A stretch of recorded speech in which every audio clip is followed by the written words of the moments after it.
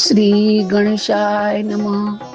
જેનું નામ સાંભળતા જ મન પ્રસન્ન થાય છે, જેના શરણમાં જઈને દરેક દુઃખો દૂર થાય છે, એવા મર્યાદા પુરુષોત્તમ શ્રી રામનો આ જન્મોત્સવ શ્રી વિષ્ણુ ભગવાનના 10 અવતારમાં 7મો અવતાર, જે 4 યુગમાં ત્રેતા યુગમાં શ્રી રામનો અવતાર.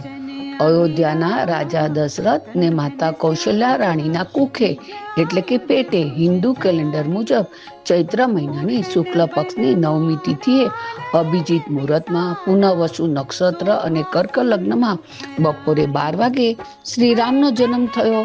સૂર્ય જ્યારે આકાશની મધ્યમાં હોય ને અને પૂર બહારમાં તેજસ્વી હોય, તે શક્તિ અને સત્યના ઉદયનું પ્રતીક છે.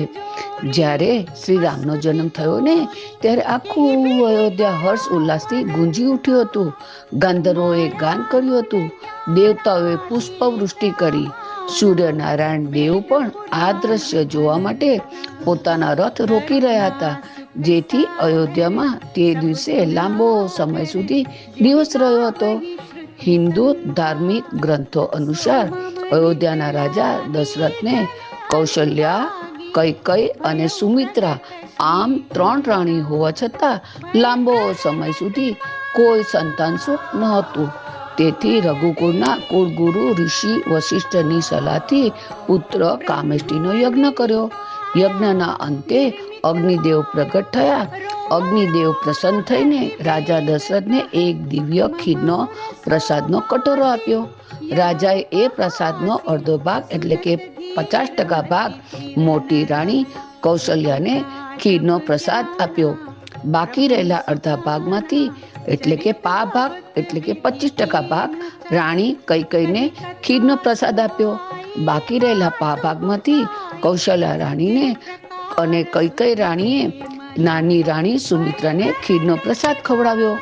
આમ રામચરિત માનસમાં સુમિત્રાને ખીરના પ્રસાદના 2 ભાગ મળ્યા, જેનાથી તેમને 2 પુત્રો લક્ષ્મણ અને શત્રુઘ્ન પ્રાપ્ત થયા. લક્ષ્મણજી કૌશલ્યાના ભાગની ખીરથી જન્મ્યા હોવાથી તેઓ શ્રી રામ પ્રત્યે સમર્પિત રહ્યા, અને શત્રુઘ્ન કૈકેયીના ભાગના ખીરથી જન્મ્યા હોવાથી તેઓ ભરત પ્રત્યે સમર્પિત રહ્યા. આમ અયોધ્યામાં આનંદ ભયો જય રઘુવીર લાલ કી. અયોધ્યામાં આનંદ ભયો જય રઘુવીર લાલ કી. દશરથ ઘેર આનંદ ભયો જય શ્રી રામ લાલ કી.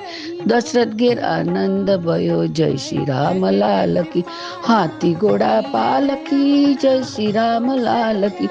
હાથી ઘોડા પાલકી જય શ્રી રામ લાલ કી. અયોધ્યામાં આનંદ ભયો જય રઘુવીર લાલ કી. દશરથ ઘેર આનંદ ભયો જય શ્રી રામ લાલ કી.